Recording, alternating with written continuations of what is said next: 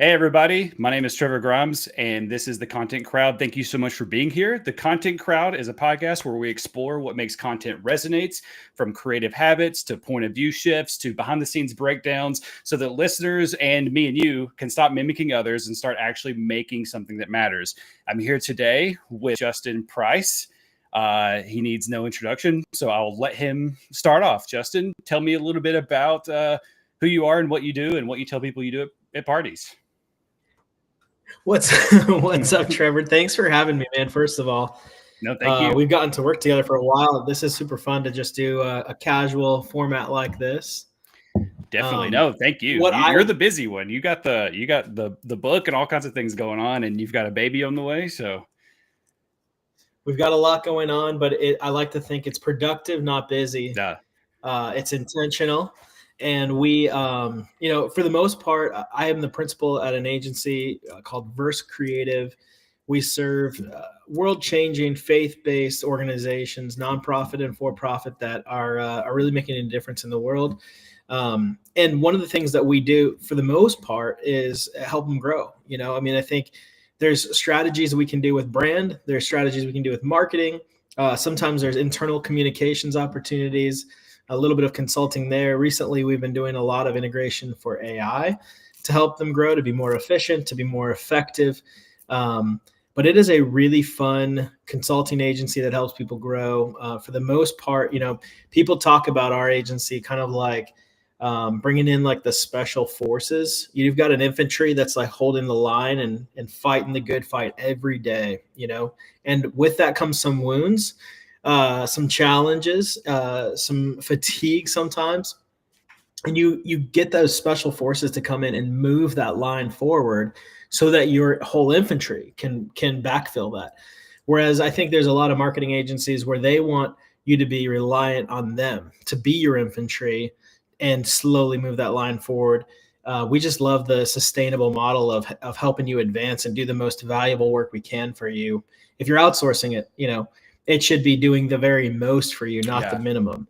And so, we do that hard stuff, the stuff that requires special tools, the stuff that requires a little more rest and a fresh approach, which is where the word verse came from, which means fresh in Dutch. So that's verse, a little bit about us, a little bit probably more than you needed. But I love that, because I love that, for anybody that's listening to you that doesn't already know, like that's going to really set you guys apart, because I think you're right. Like, I think there can sometimes be stigma around agencies and similar companies like that. And like at Scrappy, like we're big on getting you to a point and graduating you. We want you to do the most, like you said, for you, and get you to the point to where you can do it on your own. And we're graduating you on to now, run your own program or run these programs yourself. And similar with you, you're like, you're wanting to help people, keep pushing that line and get across that line. And it's not about, doing the minimum, and it's not about doing the same thing every month just for the sake of getting the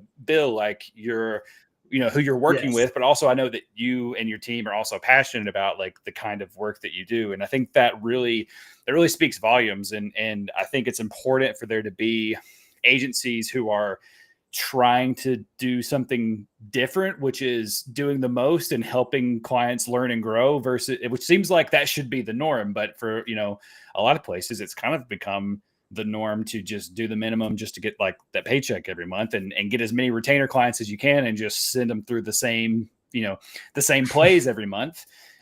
So I love that you mentioned that out right of the gate, because I think that's something that needs to be discussed more. And I'm really just a little interested if you could just tell me a little bit about, what made you decide to like work exclusively with like faith-based and things like that. Cause I think that's a place that maybe often gets forgets. Like when you think about working with a nonprofit, you immediately think, well, that's not where the money is. So why would like, that's not the way to think about it. But, that's sort of the first thought is like, well, if you're trying to start a business, you want to be where the money is. So how did you sort of get into that space?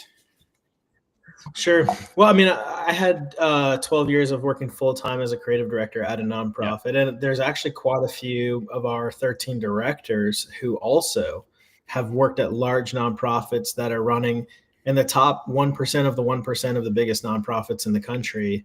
with 10, 20, $30 million budgets annually.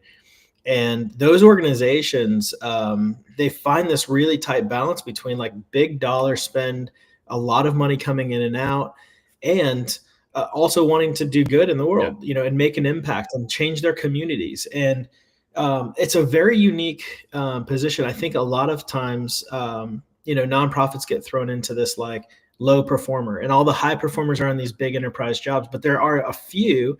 And for us, maybe there's 1,000 in the country that are these nonprofits that are both high performing and high impact. And then there are also for-profits that we work for that also have a huge impact and are high earning, high performing organizations.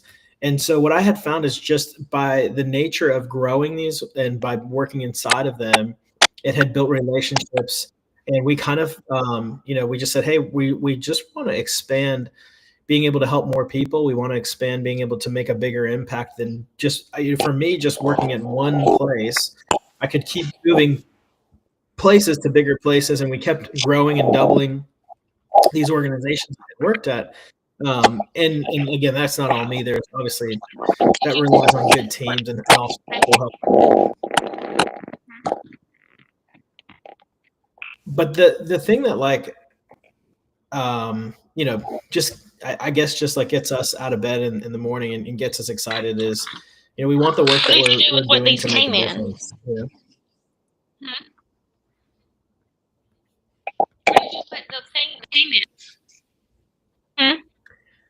I think your AirPods might have gotten picked up. Man, I'm so sorry. Is there somebody else in? Yeah, there we go. Okay, sorry. Yeah, hold on. I think it's possible. It's possible my child might be playing. Let me just turn off my Bluetooth completely, because it's. I think maybe. Okay. Sorry. Can you hear me now? I don't know why it's automatically. I can totally hear you. Yeah. I'm sorry about that. But there was somebody else talking, and I was like, it doesn't look like that's Trevor. It must be. That's okay. That's weird. Okay. Well, I disconnected. I don't know. Yeah, that's the one thing I hate about Apple is like, you can't delete it from one device. So I think like it's possible that my 2-year-old went in there and it's just opening the case, and it's just going off. So I just text my wife like, hey, make sure she's not messing with those, because I'm like scrambling to get it back, because I could hear you, but I was like, he's probably not. It's probably messing with some things here for a second. So I apologize for that. But you know what? That's what makes live shows that's what makes live shows so interesting, is like at least somebody got to see something real happen, like oh man. Well, I'm sorry about that, but yeah. I mean, I think the way that I think about it is like you should be doing something that you're passionate about in some sense, and something that puts some good out there in the world. And whether it's with nonprofits or with, just B2B or whatever, like, I still think that like at the end of the day, like I'm trying to do those kind of things. So I definitely understand that and feel where you're coming from. And it's I think one reason I've loved like working with you guys so much is because I'm seeing somebody who cares about the work they do, but also just like the people that you're working with. I mean, you'll drive to another place to help a church, launch a podcast and be their guest to help them get up and going. I've seen that. And I think that's incredible that you've got, the founder who is willing to do that. And you don't see a lot of that out there. I appreciate that.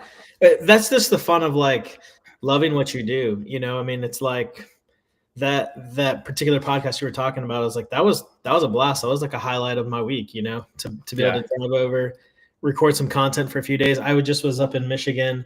One of the with working with a founder with the CEO of a surgical center, and they were doing like vein repair, like they were doing a surgery, a procedure with veins that is going to like alleviate people's knee pain without having a knee surgery or steroids. And you might be like, well, that's a far stretch from like a church. And you get excited about both of them, but they're great people. They want to help the world, and they want to succeed. And they're just looking for, an ally that they can join forces with to achieve the goals that they want. And there's areas in the world that are digital, that are marketing and they're branding focused, whether that's messaging or psychology or sales strategies, that are stopping them without our expertise. And there's nothing cooler than being able to like come up and help somebody who's got this drive, like, and help them succeed and reach new goals, and partner alongside of them. So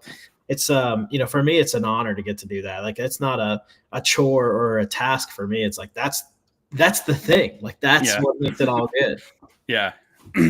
Yeah. I'm right with you on that. Like, it's just, some things you've got to do because it's what you've got to do, but like finding the fun to be able to go and like do something like, last year, was it last summer? Yeah, last summer I was working with a startup electric golf car company, and like we would just pack up, a few carts and take them to Nashville, and we would just spend all day driving around and filming and like talking with people and getting them to ride the carts and try them out and get interviews and take pictures. It was just those kind of things that you don't really think about. Like, you think about selling golf carts, you're going to like rec centers and like maintenance places and maybe just going and you're just trying to like do direct sales. And we were just like, no, we're just like, we're going to drive them around Nashville. We're gonna let people see them, let people drive them, like let people get some hands-on experience with it. And like, it was, things like that I didn't have to do that, but it was something that's like, I would gladly spend the day to go. I mean, that sounds honestly just kind of sounds like the dream job, spend the day driving around a golf cart, like that sounds kind of cool. Like, that's right. At the end of the day, like life ain't too bad if you can do those kind of things and and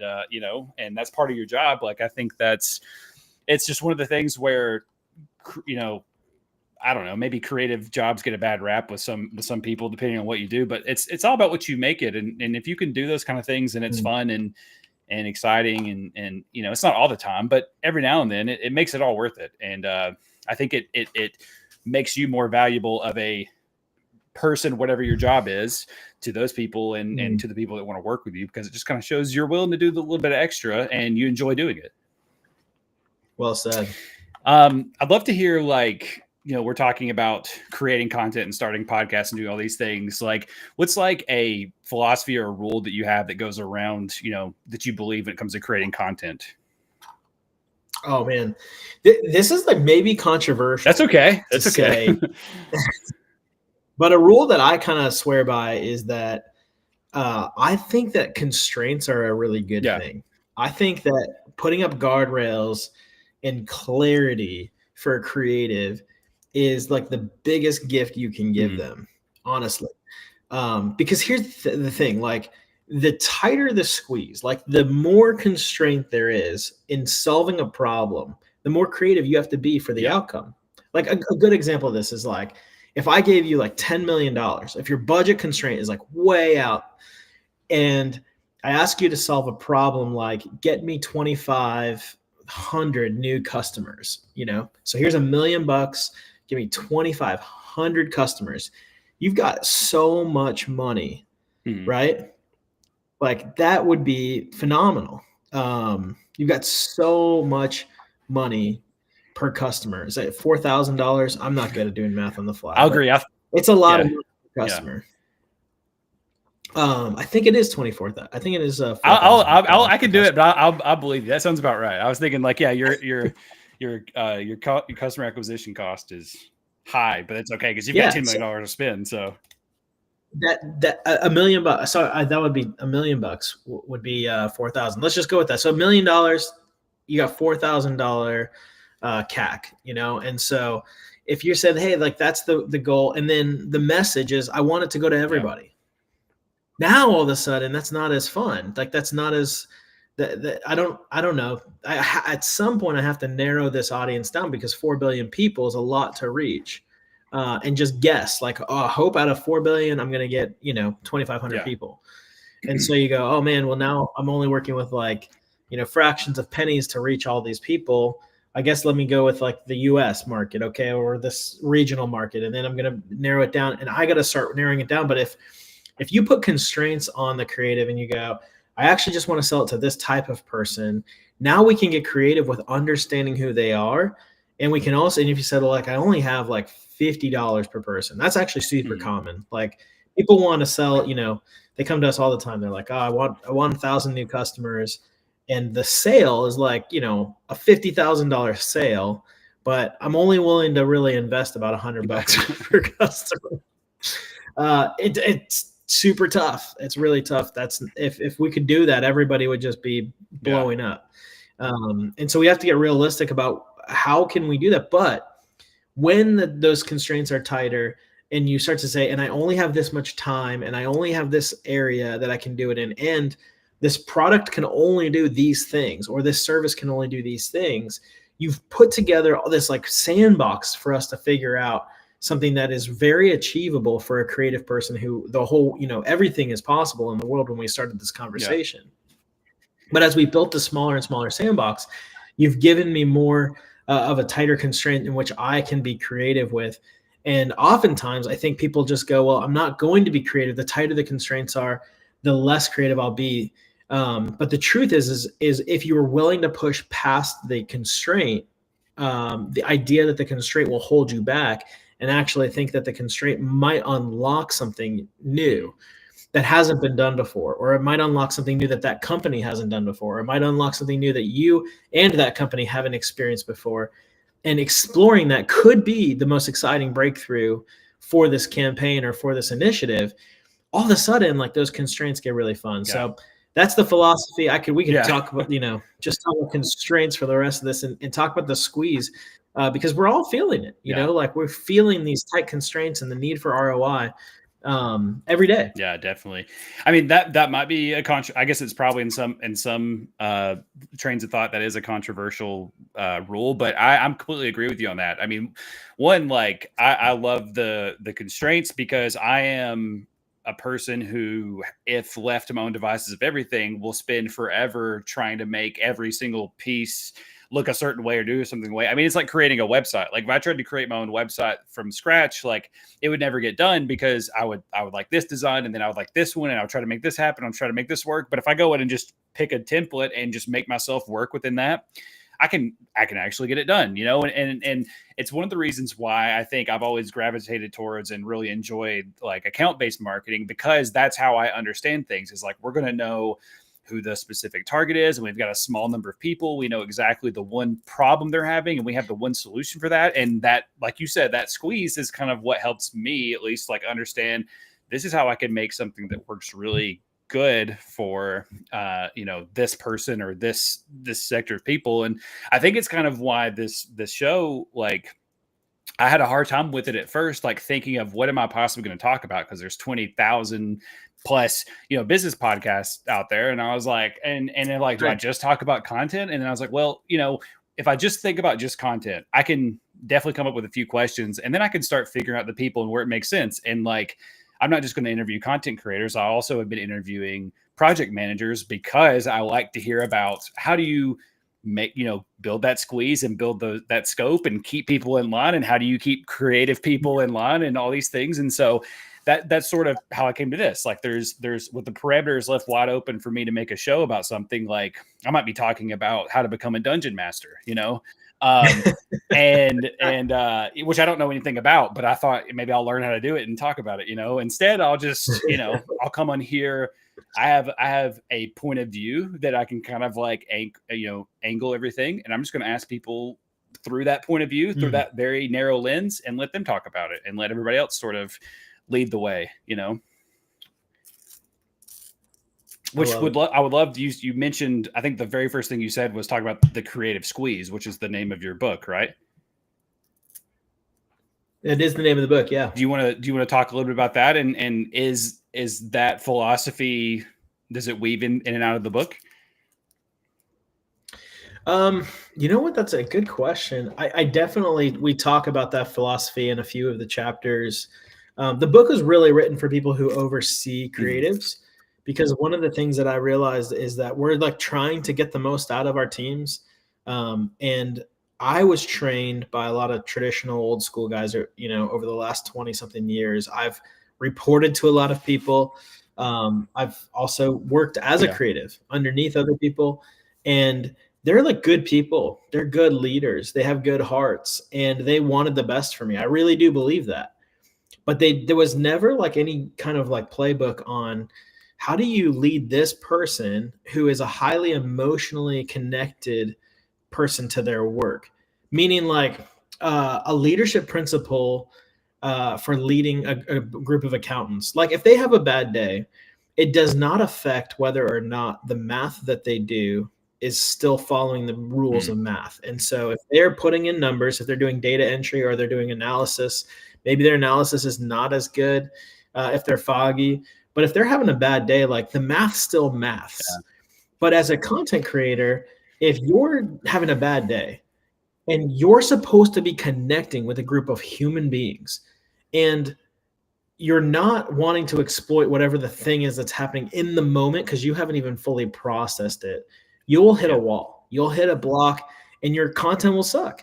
The output of a creative is way more connected to the emotional health of that creative than in many other jobs that we are trained to lead. So a lot of leadership books, while many principles apply and they translate super well to a more emotionally developed creative type of person, there are a few of those rules that absolutely fail when they're pressure tested for leading creatives and getting the most out of them. And so feeling, I think, that with inflation, with budgetary constraints, with just the need to be able to do more with, AI integration, with seeing everybody's workforce as being slimmed down right now, the book to me was a call to those people who are still leading creatives and going like, I've been trying all these traditional good leadership things and I want what's best for this team, but it's not working.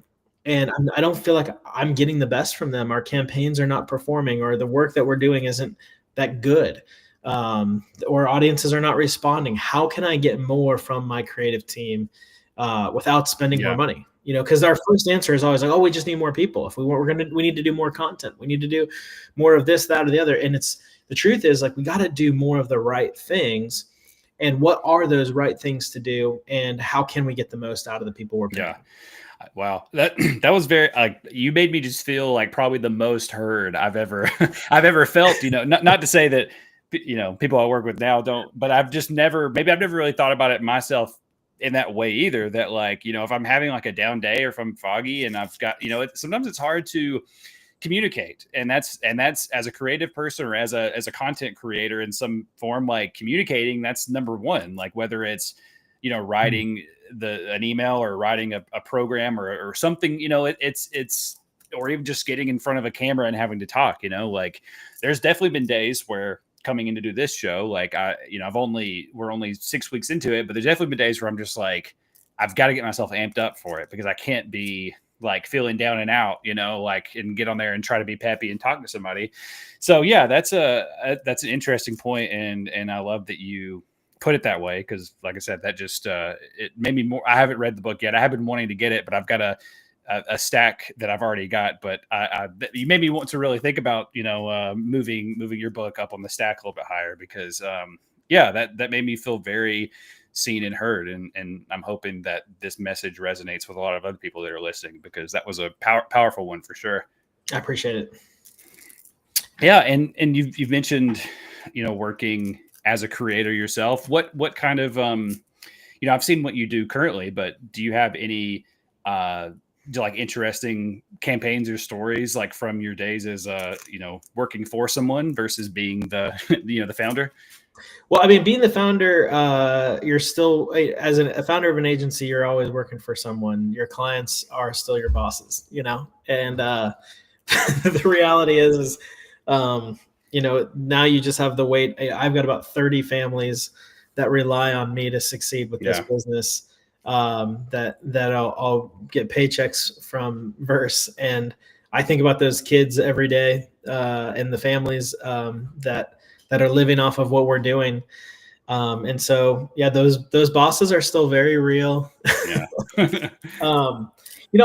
As I was learning and growing up, as a creative director, there's so many facets of creating content. I mean, there are illustrators, there's videography. I actually studied fine art after I studied graphic design, and before I started studying the Bible as a pastor, I studied fine art and did 4 years of oil painting coursework Yeah. while I was working full time as well.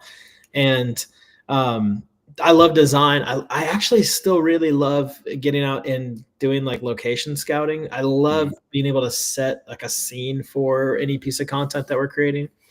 It kind of coincides with like this my passion for architecture Yeah. and interior design, and so like that context for projects is like I have flopped on all sorts of things as we've Mhm. experimented from being a designer. I started doing brands, understanding the difference between like what is a trendy brand and what is timeless. That takes a Mhm. long time. I think that probably took about a decade or so. Had a lot of projects flop along the way, and interesting projects that I had to learn along the way that I look back now and I go, oh man, I learned a lot. Yeah. Um, and one of the projects though that I thought I was like most excited about was we were working for a company called Sabian Symbols, and I think it's been long ago enough that I can say this on here. Um, anyways, the idea is that Sabian Symbols were they're the second largest symbol manufacturer in the world. They're shipping internationally, and Verse had actually become basically their entire marketing department. And Wow. so I started off just doing their brochure, and I did some really cool creative campaign work for them, almost volunteering. Like I think I like gave away, most of the time in the service. This was such a cool account. We were getting to work with these professional drummers, and Yeah. it was as a musician, like it was a blast of an account to work on. And so I had worked my way into like us starting to do their social. We had started to like their full annual campaigns. We were doing their sales brochures. We were doing a little bit of artist relations work, and we were starting to do all their content. So for their social and for all of the sales material, like we were responsible for basically being their full-time team. I think we had 4 or 5 people from our team that were just doing this account full-time, and I would get to come in and do the creative direction. I would get to direct the core pieces of content, the main commercials that were going to be run for whatever campaign it was we were working on. And we were like the last company that hadn't automated all of the manufacturing. And so Sabian was like, they were still training these dudes up in Canada, up in New Brunswick, in a little town that nobody knew. Like there was basically like a gas station in this little town, and there was like 15 guys that knew how to hand hammer symbols the same way that they did 200 years ago in Turkey. And like this tradition takes 5 to 10 years to learn to even become a master symbol hammer. And I was just so close to the product.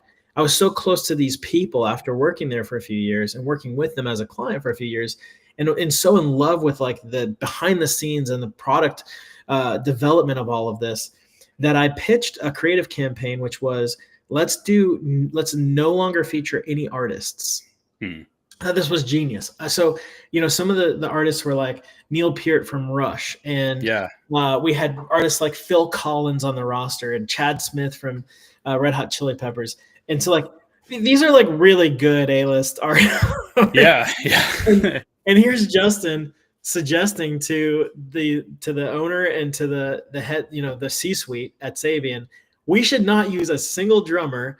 And for this year's campaign, we should just feature our hand hammers as our feature people and do bios on these people, and Mhm. just like exploit the fact that that's our competitive advantage.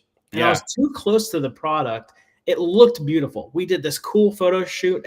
Culturally, it brought all this like passion and excitement inside the company for the fact that we were like featuring our own people and making them almost like celebrity status. And the truth is it absolutely flopped. Like, I don't think that drummers cared at all. Like, they want to see Chad Smith when he's playing. Like, Yeah. they're listening to him as a drummer, as an influencer.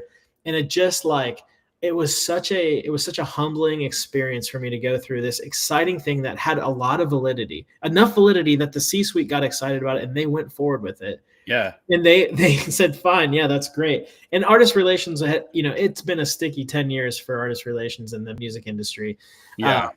with all sorts of reasons. But that particular campaign, it flopped. The next year we went back to just featuring the A-list artists and doing a ton of content, and we just took off. I mean, I'm glad we didn't lose the account. I'm glad that we were able to recover and come back, and we did the coolest artist stuff we'd ever done. We were trying to, at one point we were talking to the Chainsmokers, who were like, they were a top 10 global, band who played with a live drummer, Matt McGuire. And he was like, I really want to do a Sabian commercial where I'm playing, being dropped out of a helicopter. I was like, that's totally worth us trying to figure out how to make happen. Yeah. That's awesome. The insurance didn't let that happen, but we went and flipped, we went all in, and it worked really, really well on the backside of that. But for that year, it was kind of like, most of this content kind of sucked, even though it was a fresh idea and it was a really cool, unique approach to our competitive advantage. But at the end of the day, like, it didn't influence drummers the way we wanted to for sales. So and what year was this? Gosh, that was like 17 or 18. Okay. That's interesting, because I feel like when you're explaining it, I was like, that sounds really cool, but just in the wrong like time. I feel like now is kind of like, I feel like we're like, especially like during like the pandemic and in the last few years, I feel like a lot of us, at least I've seen a lot of this notion of almost being fatigued by sort of influence in a lot of different ways. Mm-hmm. I feel like, now maybe hit up Sabian again and be like, hey, you want to try that again? Because now is kind of like, people are ready for it now. I was so good that I was like ahead of my time. But now, because I mean, I see things like that all the time on like YouTube. I see, because I'm a musician also, but I'll see like there's a guy that's like our signature like strings worth it. And he's like, you can get the same exact pack for half the price without the person's face on it. And he's just sort of like de-influencing musicians in that way, like not in like a hateful way, but he's just like trying to help you cut through all the noise. And I think like, nothing against like having your artist roster on the front of stuff. But I think like, when I hear about that now, I'm like, I feel like that's something people would love now. I hate that it didn't work, but I'm glad that you guys were able to bounce back, because I think that's super cool. I don't maybe I knew that, but I don't think I knew in the depth that you guys worked with Sabian Symbol. So that's super cool. Yeah. Unfortunately, 2020 hit and their sales just plummeted.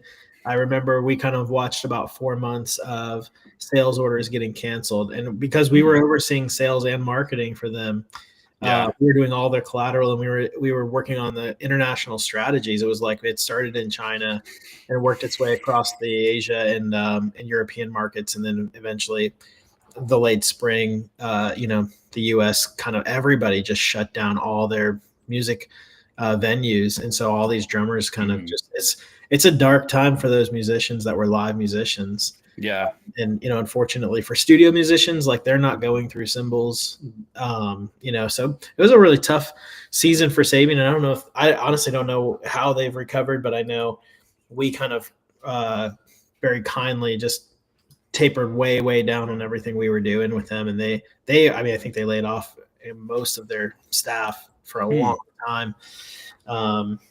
But interesting business all around. And it's a fun thing at Verse to be able to work in so many different ways. And again, you might say like, well, what does that have to do with like, faith and changing the world? Sometimes we also just take on things that are fun. Sometimes we'll take on a project that is really cool. And I love a competitor brand. Zildjian was the number one brand for the longest time. And the story with Sabian and Zildjian is that they were actually the two brothers.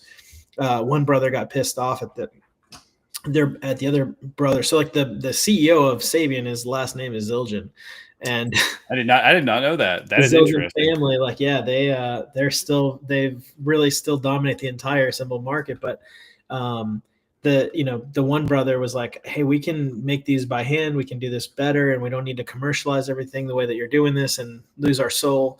And he's like, I'm not gonna go that route. And so he started Sabian, I don't know, 40 years ago or something like that. But anyways, super, super fun to work on those, competitor brands and challenger brands that are standing out, from the crowd and that are having to work hard to not have the legacy that the number one brand might have. Yeah. Because I mean, that kind of all ties back to you talking about understanding or working to understand the difference between like, I know you said like a timeless brand and just like a popular brand. do you have like some quick like tidbits on that? Like if you are whether you're like a person who's trying to create a brand themselves or working with a brand, how do you recognize the difference? And is there a way to know or tell if you're building a timeless brand or if you're just sort of leaning against, popularity? Well, I think the biggest thing is like if you look at trends and you go, man, everything that we are doing from like a design perspective is just it's in line with all of the trends. You might ask yourself like, how well will this hold up? You know, and again, my love for interior design and architecture it becomes my core thesis for a lot of my analogies. But it's kind of like if you're decorating your house in 2000, there was this really big trend to like put in gray flooring and paint their walls white and gray, put in gray or marble countertops. And it was like, there was this like total, like it was a backlash from the taupe era where like earth tones and travertine and granite that were all like taupey. And the grapes on the wall and the Italian chef holding the sign of what's for dinner. Like everybody fell in love with Tuscany, it's like we've all got like jars of olives, I guess. I think when you grow up and like that's what your parents had, you want to rebel against that, so you go with this like cool color scheme. And so I remember the house that I'm in right now, I think I bought this and we started remodeling it about 11 years ago. And one of the thoughts I had was, and I know this doesn't sound relevant as you see a white wall behind me, but I was just saying, I was like, I've got a black wall, like everything's white, like black and white in here, like. But like when we started working on this, we thought like, oh man, we don't want to do any of that gray. That was popular, it was like what was all over all the trends. And so I said, well, what are the things like of the last? I like modern design, but like you can have modern design that's mid-century. You can have modern design that's 80s modern. Some of it ages much better than others. And so I just said, well, what are the things that I like from modernism? Well, I like the connection to outside. I like the glass. I like the light. I like the airiness of it. What are some of the constraints of the design? And so there's like it's a deeper question you have to ask to overcome what is trendy, because the truth is that we're attracted to what is trendy. It's an easier play to build content and to build a brand that is on trend because nobody questions it. No one's like, oh, that's outdated. No one's like, oh, that looks like you don't know what's in touch.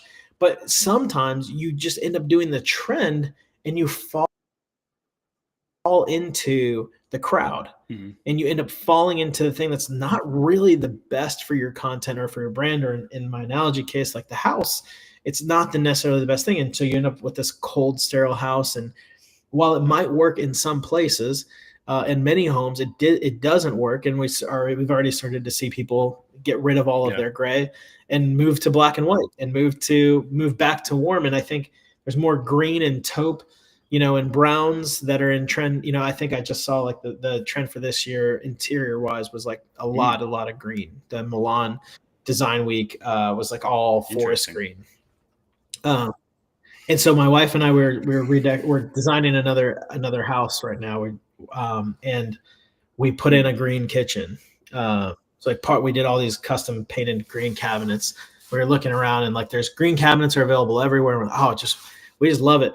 And it's like the question is like, how long will this last? If it is the thing that is everywhere, and if it is a thing that is unique to this time period, like there's not been a green kitchen trend for the last 40 years, right? Like it's not like a consistent thing.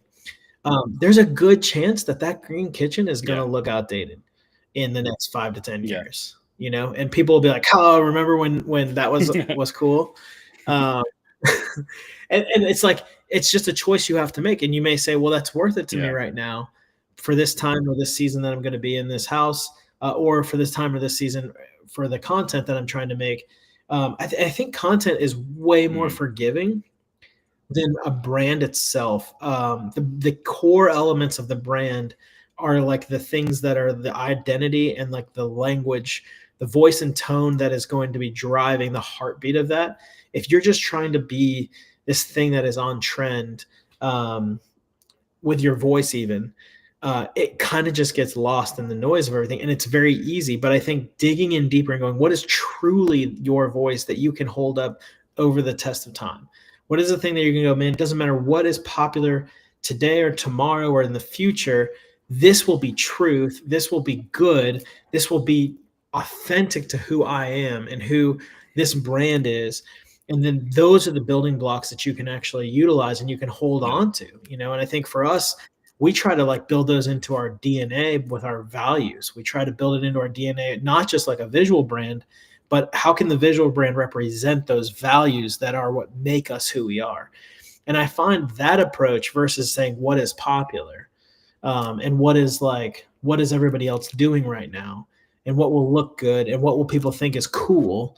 I try to answer those other questions first, and then if there's the opportunity to apply cool to that, then I will. And again, I'm not the king of cool, and I think as a guy who's turning 40 here this year, I've never felt older, because I'm in this like season where everything that was new was cool to me, you know, 15 or 20 years ago. And as a youth, like I could look at what was happening in Milan, or I could look at what was happening in New York, and I could just produce that in the Midwest. And it was the coolest thing in the Midwest, you know.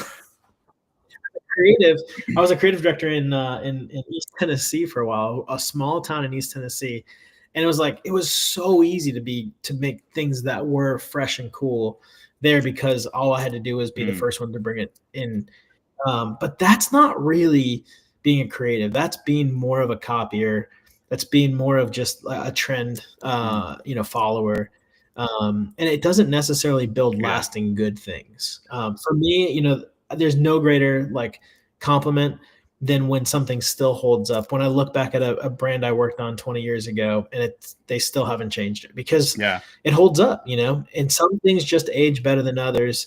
You can't always get it right, but it is worth trying, I think, because the value of a brand and the value of even an identity that holds the test of time oftentimes gets completely thrown away for chasing a trend. It's like, oh, we just want it to look new and cool. It's like, yeah, but you know how many people have seen that? You know how much like brand recognition is in that particular piece of identity or that color that you guys have owned for the last 25 years?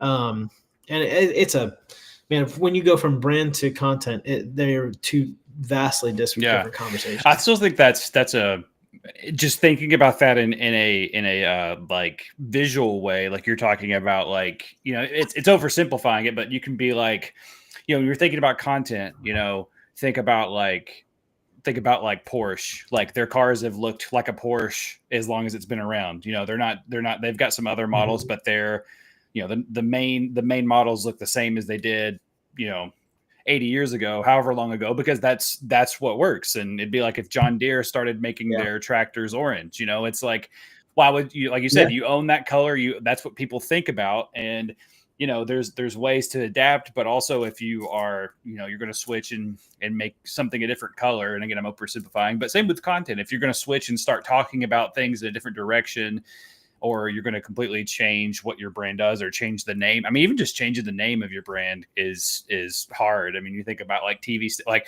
HBO Max, I don't know what they've been doing, but, you know, they've been all over the place. And it's kind of like, you know, they took away HBO completely and it was just Max. And it was like, I mean, there are people who are watching it now that have grown up the last 20 years watching HBO shows or documentaries or whatever, and you took HBO away. It's kind of weird that you would just take away the home box office. That's what it was, you know? So I think there's you can look at those examples. Like you gave some really great examples and think about it when it comes to whether it's like a personal brand or you're working with another brand. You know, how do I own the color of my content or my creation, whatever that is? You know, how do you stake a claim at that? And I think like this kind of ties back to some of the other conversations I've had, which has just been around having a spiky point of view, like having you have like a point of view that you should like own. And that is what you're going about. And even if there's 20 other people that do the same job as you, each of you have your own point of view, and that's what connects people with you. And if you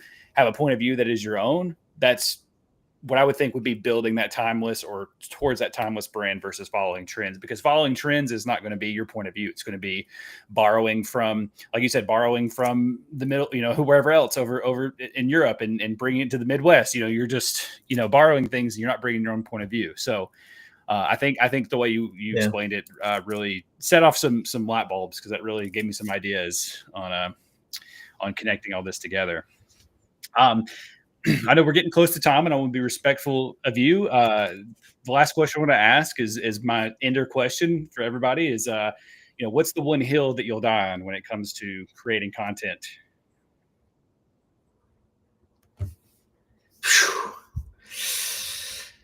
Oh man.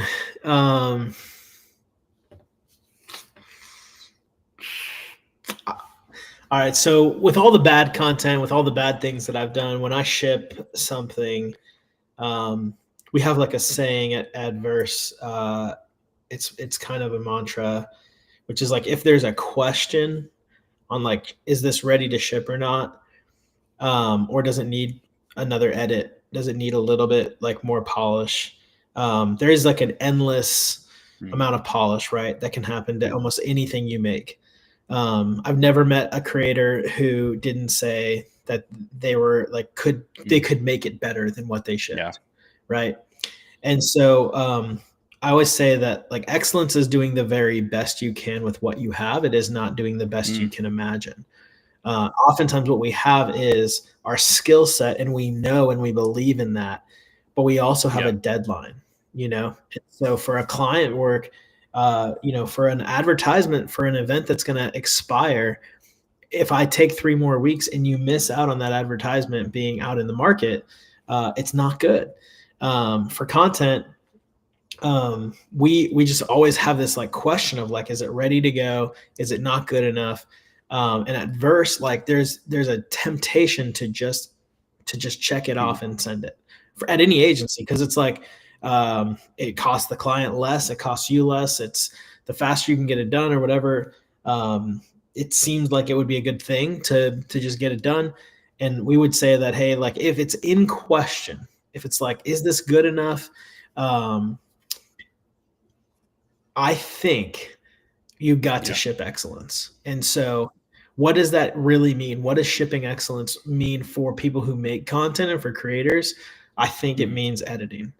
I think it's ruthlessly editing. It's being willing to say, I got 500 pages, but I'm only going to ship 150 because that's the best mm, 150 I have. And I think with attention being the number one commodity we have today, if we have, you know, too much to throw at people, they're just not going to receive it. If we can just throw our very yeah. best thing at them, it would be better than trying to get everything. And I think we oftentimes know all of the things we want to put out, and we go, well, when this library is done, then I Yeah. will have arrived, or I will have made that happen. Whatever piece of Yeah. content it is, whatever production that we're making, it's like erasing that lie and saying that all of it is going to make it, and go, no, if we only had one thing, would this do the job? And can we edit that down to actually doing the job, rather than just being like, let's throw as much noise as we possibly can at it? And so being willing to just ruthlessly cut and edit and cut and edit, man, that's Yeah. the hill I die on, is like, no, let's do less, let's do better, and let's Yeah. do the right things, If you have instead of the time to make it better, you should. You should spend the time to make it better if you have the time. if it's in question too. Like if you're not, we Yeah. always know it can get better, but if you're like, is Mm, this good enough? Is this going to resonate enough? If you're starting to feel that question, our rule of thumb like what I would never want anyone at our team on our team to ever go like, well, I went over 5% or 10% of my hours, but I know like yeah. that needed to be done, and I'm not going to Yeah. ever question that, because that's part of our culture, is to go, well, if that's what it needed to do, like in the next time, I'm going to try to make sure that we don't have that issue where we're Mm, going over the budget, because we're eating that yeah. cost, the client's not. But but we'll have a next shot Yeah. because we did a good job, versus if we had shipped the thing that was under budget Yeah. and it Yeah. sucked, we might not have a next Yeah. shot, Yeah. Yeah. Yeah. I mean, it's always like if you can. I love the parameter you've set up there for your team too, because I talked about this with one of my other guests, like because when we grew up in school, I didn't know if you knew this or not, but I went to school for graphic design, and that was that's what I got my degree in. But when I was in school, it was you didn't have a you had a deadline, but you had like weeks to do something, and you spent 3 hours a day in class. Sure. You could spend the time putting out 100 versions of something and trying to get it there, and then you get thrown into the real world, and it's like you've got the chance. You can make 3, and then you're going to choose the best one and roll with it. You've got 2 days. So I love it. Where you're kind of putting it out there for your team to like, look, if you need the extra time to make it exponentially better, like it's worth doing that, and then we should learn how to mitigate that in the future. But I think that's if you've got the ability to work on something, for whether you're trying to get a new client or you're just trying to create content for yourself, like I think that's a solid piece of advice. Just to, if it's in question and you can spend a little more time to make it a little bit better, like in the end, it's worth it. It's worth it versus just trying to hurry and put out content all day and press publish, whether it's not ready or not. I think that's slow down and take a chance of making something better and making something good is an excellent bit of advice. Yeah, ship excellence. I mean, one of the best things that ever happened out of Adverse was we created baby onesies that say ship excellence on the That's butt. awesome. For any of our clients or staff that have a kid. I love that. But yeah, I mean, it's like it's one of my favorite things. We even had a staff member tattoo. It's like we've got a little ship with the verse on the flag on the sail. We even had a staff member. That's tattooed awesome. On his That's thigh, I mean, that's how you're working for a great place and you've created a good place of work if they're willing to get work tattoos. Yes, well, I mean, we're willing to pay for them too. So I think it might have just been a free tattoo. Awesome. well, Justin, I've had a great time talking with you today. I greatly appreciate you taking the time to speak with me, and I know that you've got a lot of things going on, and so thank you for just giving me the time to talk and ask questions. And you gave a lot of really great advice and insights that I think people are really going to pull a lot away from this episode. Cool. Thanks so much for having me, dude. It's always been a pleasure. You are such a stud, like you're a phenomenal guy to work with. And I'm just grateful for the chance to share and talk. Hopefully this helps somebody, resonate with somebody in a way that will be positive. Oh yeah, I have no doubt it will. It definitely helped me. I know if it helps me, that it's definitely going to hit some other people. If it helps you, it was worth it, man. So where can people find you? And also, like, I want you to plug the book a little bit too. I want to make sure you have time to do that. Sure. Yeah. If you want to follow me and see a lot of design and nerdy, dumb things on Instagram at Justin Price Creative. I'm pretty active on Instagram there. And there is snippets from the book that's find their way onto that as well. The book you can find at Amazon. You can search The Creative Squeeze or for Justin Price as the author. It will pop up. We are working on editing the audiobook still right now. So for those audible listeners, that should be out here in the next few months. And those are the best ways. You can reach me through the website at versecreative.com. Reach out to the team if there's something that you would like our team to help your organization with. Or if you'd like to partner with us in any way, you can see our services and our processes there as well. There's quite a few resources for creatives on that site as well as some of our work. Sounds great. Thank you so much, Justin. It was an absolute pleasure. Thanks so much, Trevor.